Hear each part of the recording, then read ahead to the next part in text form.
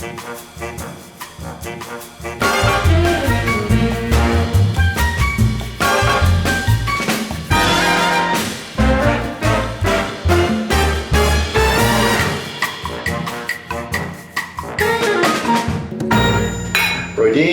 my friend. Rick Ellis, amigo. Good to see you. Good to see you. Some red wine. Red wine and conversation. So, you and I met almost 14 years ago.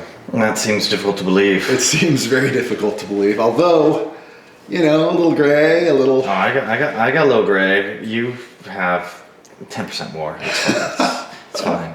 It's fine. So, you came up to Bend, Oregon to teach a little seminar.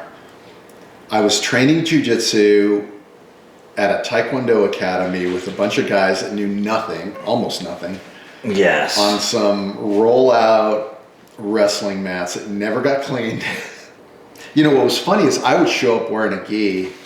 Jimmy would show up wearing a gi. There's like 3 of us or 4 of us that would show up wearing a gi. Everybody else was no gi, and they'd look at us funny and... You know, maybe, yeah, exactly. Like wearing, like what are you guys doing? Yeah, like wearing a tuxedo to work. It's like overdressing a little for those. I mean, the only thing I really remember about that time, I remember the intensity of my first roll ever. I literally went to the bathroom after that first roll, and I thought I was going to throw up. I'm looking at a toilet, thinking, okay, hold it down. Who was it with? Just some guy, just some random guy. He wasn't one of the, you know, yeah, he's just some random guy. Yeah, just random. But I remember I loved it right away. Instantly, I loved jiu-jitsu. I thought, okay, I got to learn this. This is powerful. I could tell it was powerful. Yeah. I had no point of reference for what skill felt like. You know, but there's a visceral thing. Yeah. What did you think when you rolled with somebody that was skilled?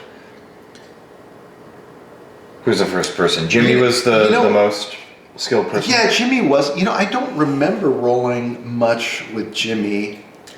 I mean, it's weird how selective your memory is. You have certain fragments that you remember, and I don't really remember rolling with Jimmy, at least until we all started training. But I do remember, so you came up to teach a seminar, and... I overtaught. I shared probably too many techniques that day. It's one of my early seminars, you know. It probably was. It was long. It was like 4 hours. Yeah. I wanted to make sure you got your money. But there's one thing that I remember. You were teaching a triangle, basic triangle. And you taught that if you're having trouble getting the leg over the shin, to just imagine that you're kicking the ceiling, to kick up and over. And I've used that ever since. That's like a staple of how. If you can pull one thing from a seminar, you're doing good. Yeah. But I do remember you said rolling with skill. I remember you were showing me something. You mounted me and you were showing me something. And I did something. I reacted in some way. I said, "Oh, but what if I do this or something like that?" And I just remember you just pinned me and went straight to a mounted triangle.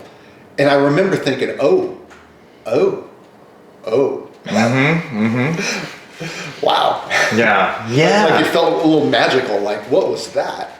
Oh my gosh. Well, good jiu-jitsu should be a little inspiring, a little bit frustrating. So what are your memories from your early experiences grappling? I mean, you were up in Monterey. Well, before that, I was up in Alaska, and there was a guy named Eric, and he was advertising. I was doing Aikido, and I had my black belt in Judo. So I went to an online martial arts forum. I can't remember which one it was, Moose or something like that.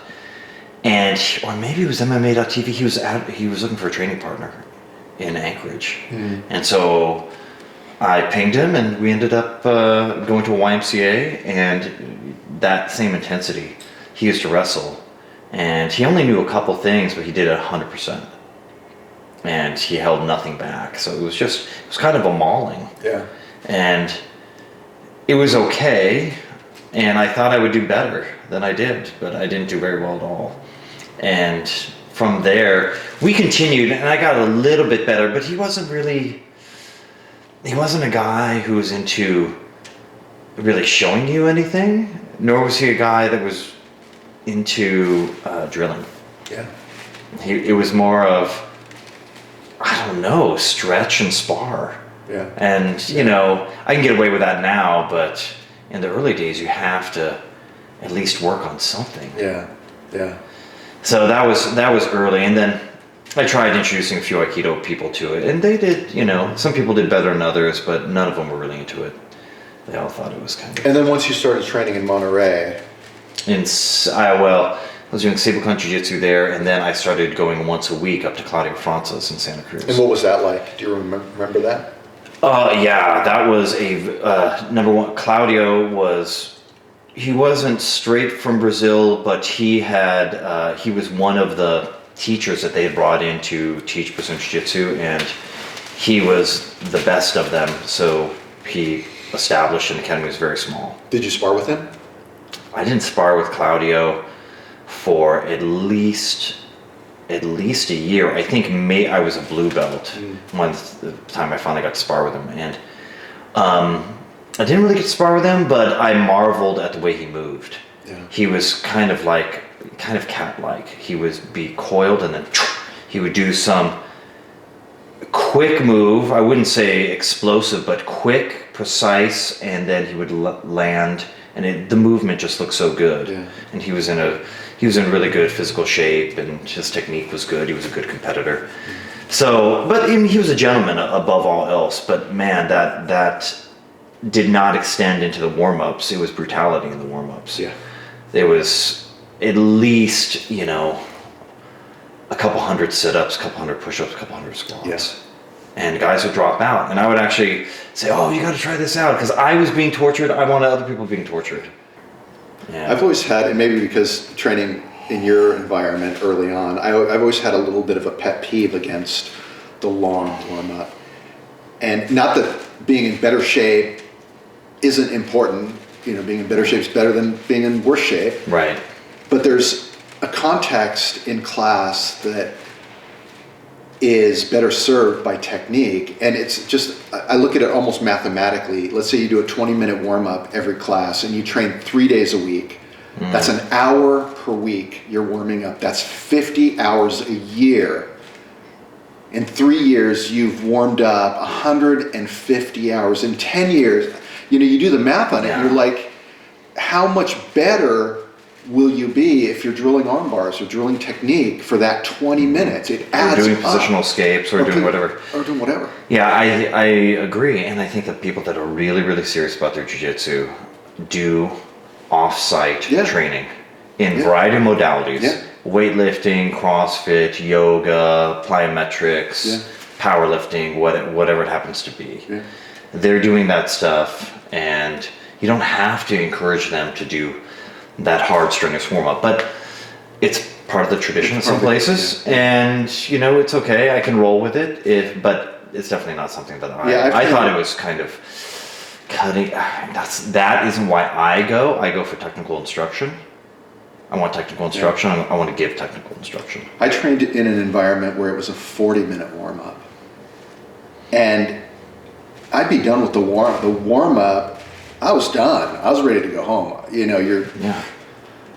I mean, doing stuff like carrying your partner around the mat, you're dragging, you know, getting your gi grips and dragging people and doing. It's very old school. Just very old school. And it you know, and then you learn one technique, and then spar for an hour.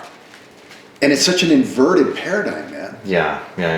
How do people get good? They don't get good. They get tough, and they can get good maybe in spite of their instructor, but I think that's why in many ways there was such a hunger for online media initially, because the techniques were so difficult to come by. You'd have to drive hours to go to a seminar, and you know, it just, people wanted. I used to record tournament matches and then splice together between VHS tapes the best moves of each tournament, and then watch that over and over again and try to figure out what they were doing. Yeah.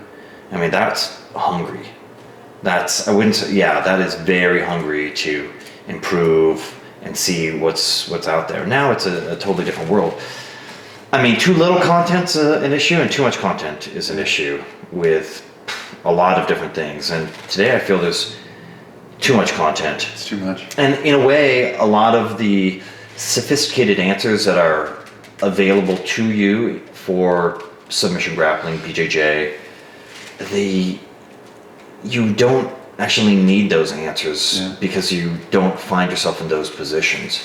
If you have a really good grasp of your basics, sometimes you don't end up in those positions. I'm not saying all the time, but you know, I think Ryan Hall said the other day, like half the stuff in the guard could be eliminated if people just knew how to come up on a single and not be terrible at it. And, you know, there are direct solutions when applied properly that are just far more efficient. Well, and I think the technique accumulation, there's, in the early stages of jiu-jitsu, white belt for sure, blue belt for sure, at least a ways into blue belt, it's technique accumulation. Yeah. You always need that next solution. Because that next solution could be the thing that saves you. Yeah, it could be the thing that saves you. But at some point, you have to turn that corner. Go to depth. To go to depth. In your view of the world, purple belt is where you turn that corner and you start saying, okay, I got enough. I got to figure out the setups and all this stuff. But I think in the YouTube age and in the short attention span, you know, 1 minute videos on Instagram, it's just this bombardment. And I don't think people get better with more. You just get overloaded. I don't know. It seems like people should be happy with all that choice, but I think there's knowing what to do, which is one part of the equation. Yeah. That's part of figuring out how to do jiu-jitsu, and then how well you do it. Yeah.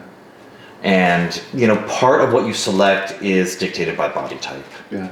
But when it comes to how you do it, there are a lot of subtle factors that are difficult to communicate over video. Yeah.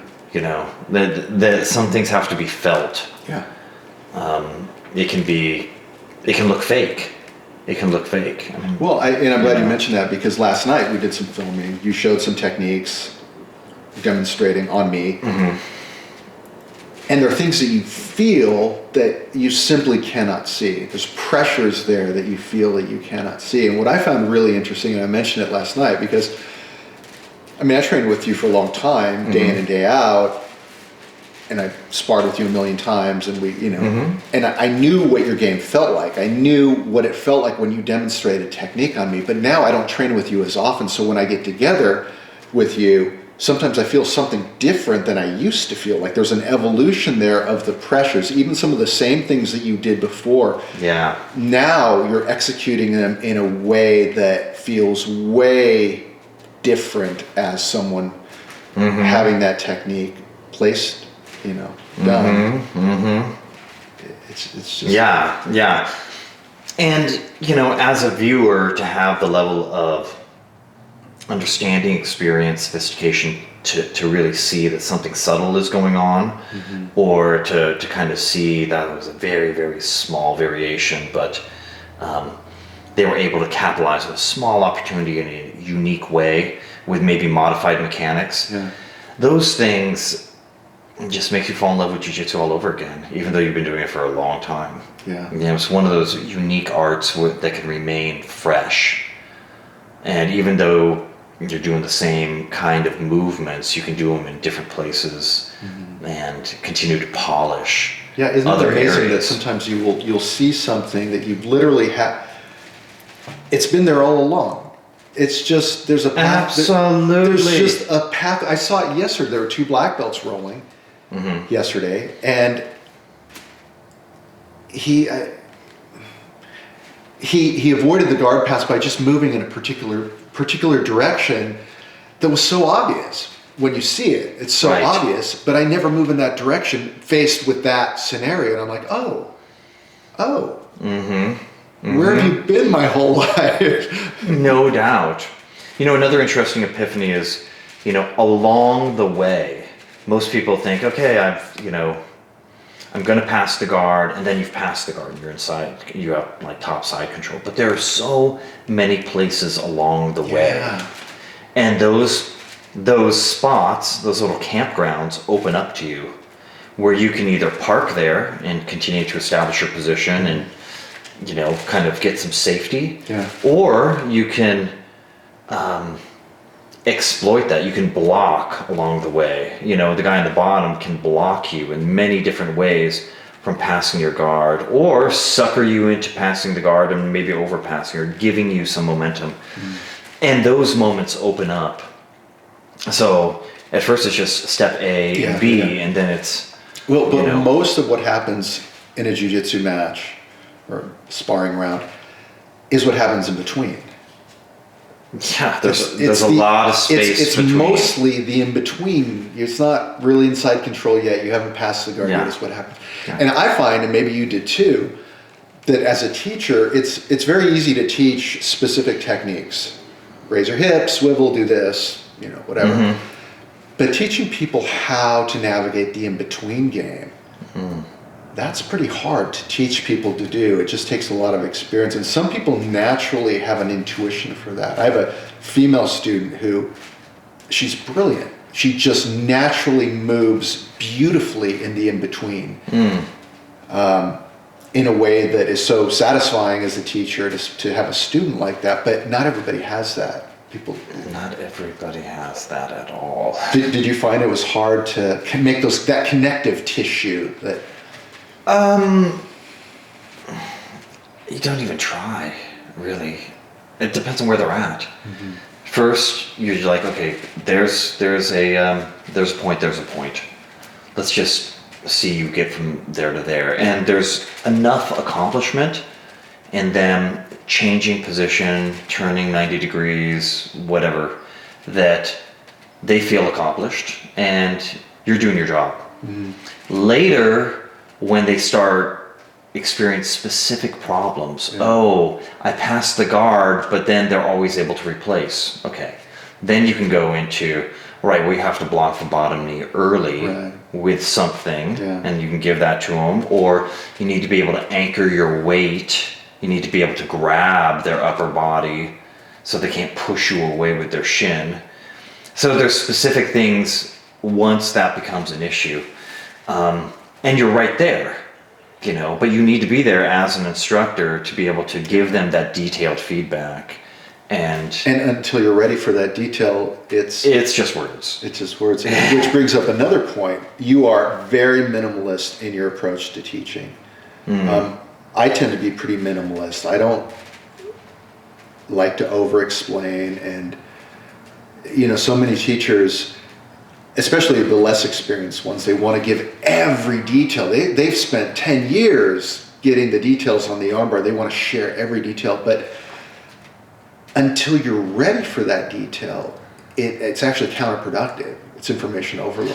It can be. I think verbosity, excessive use of words is pretty common in Brazilian Jiu-Jitsu. I would say it's more because it's so deep and it's so technical, and there's so many hard-earned lessons. Usually when people start teaching, they want to share everything that saved them, everything that's worked for them. So they want to give you everything they know about the technique. That, I feel simply that words often get in the way. And I actually try not to answer people's questions while I'm demonstrating a technique. They'll raise their hand and I will not call on them. I'll break the group and then go talk to them. Yeah, well, that's because it messes with the attention of everyone there who's just trying to retain it in their minds. And if they really have some specific, I can address it for them.